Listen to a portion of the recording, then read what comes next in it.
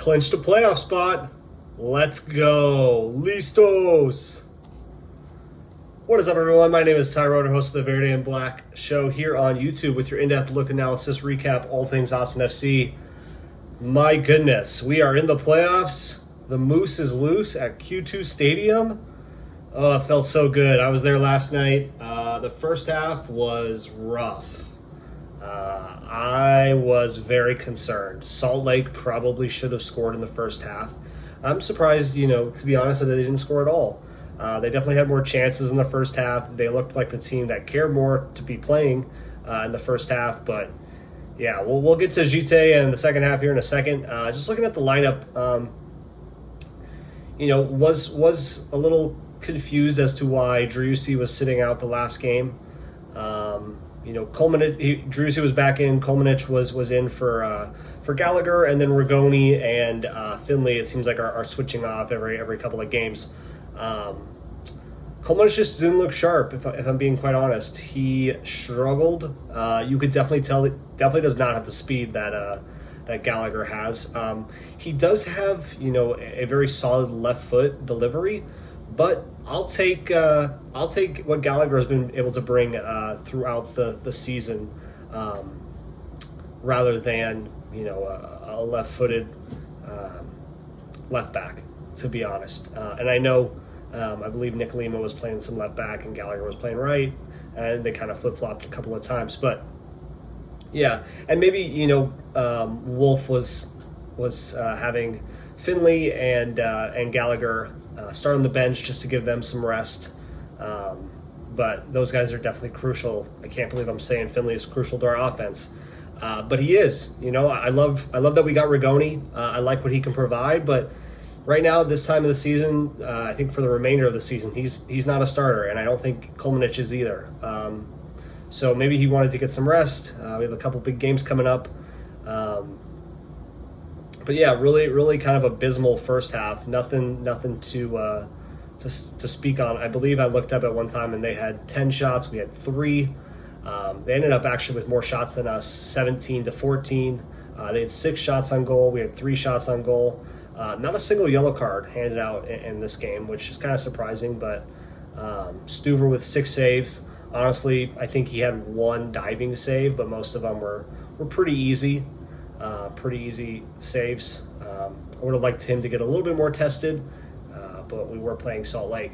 And then the second half, Wolf obviously knew he needed to make some subs. I don't know why Cascante went off. Romagna came in.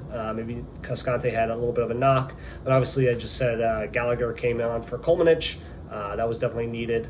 And then Wolf comes on for Fagundes, Finley comes on for Rigoni, and then the man of the match, the first ever Austin FC hat trick, Moussa Gite.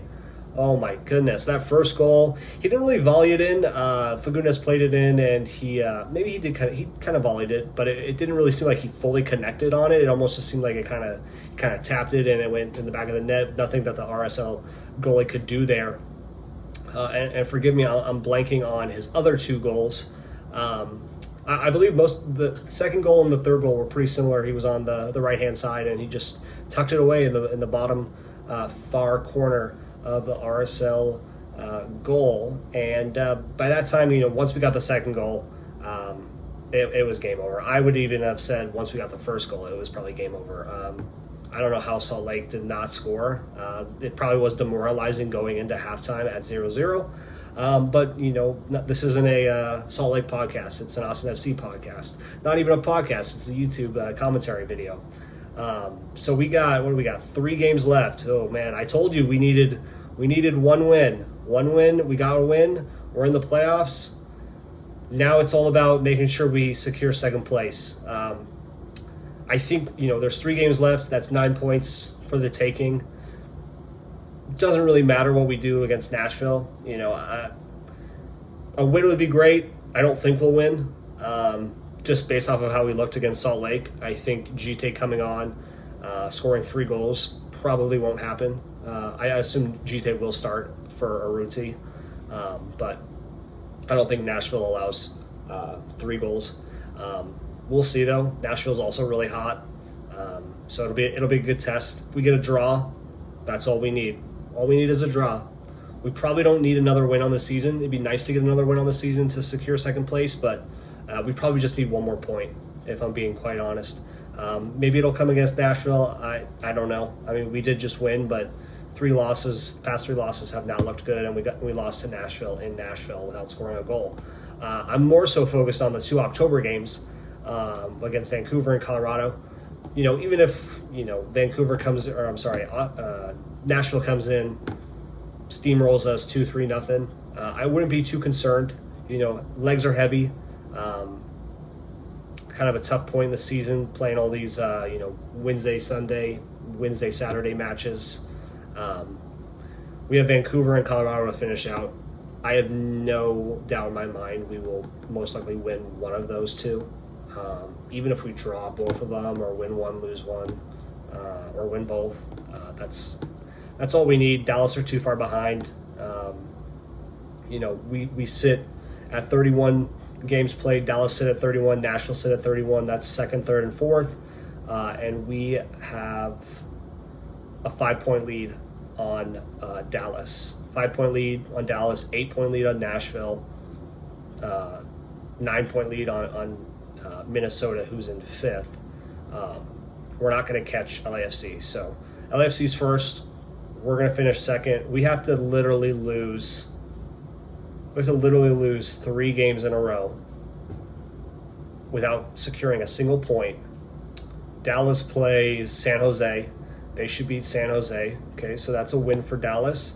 And then in October, they play Colorado. Probably should be a win. And then Kansas City. So, yeah, I haven't really looked at Dallas' schedule. And now that I'm looking at it, I realize we may be in a little trouble if we don't win a game. Because I think Dallas has 3 games left as well. They can secure all 9 points. San Jose, Sporting Kansas City, and Colorado are not that good, at least in terms of beatable teams. We have Nashville. Nashville's a tough team. Luckily, we have 2 home games. So if we don't win another game, we finish at 54 points. Dallas finish at, if they win all 3, they would finish at 57. So to really ensure we have the goal differential in hand by 7 goals, really ensure that we secure second place, we need 3 points. It could be 3 ties. It could be 1 win. It could be 1 win, 2 losses, or make it easy and just get two wins out of the next 3. But we really secure second place officially with 1 more win, and that's assuming that Dallas wins 3 in a row. Which they drop points. Let's say they win 2, tie 1. We would still, with a win, ultimately secure second place. I honestly think if we don't win another game, but we get 2 points out of 2 draws at 56, we would still be 7 points ahead of Dallas, which means Dallas could win 2 games and still be a point behind us. Unless Dallas wins 3 games and we lose 3, which I don't think either of those scenarios are going to happen, we're sitting pretty. So it was great seeing everyone last night. I really appreciate the support. Took it in from one of the lofts above the PointsBet bar, which was pretty cool. As you can see, I got my gear behind me. So yeah, my jersey's dirty, or else I would have wore it. But I appreciate the support, y'all. Coming around playoff time, we got a little bit of an international break here for the next week and a half. So you probably won't see a video from me until. Well, I guess actually I that's not accurate. After the Nashville game, you won't see me for a little bit. But let's go get that W against Nashville. Let's keep it rolling at home. All right, Listos.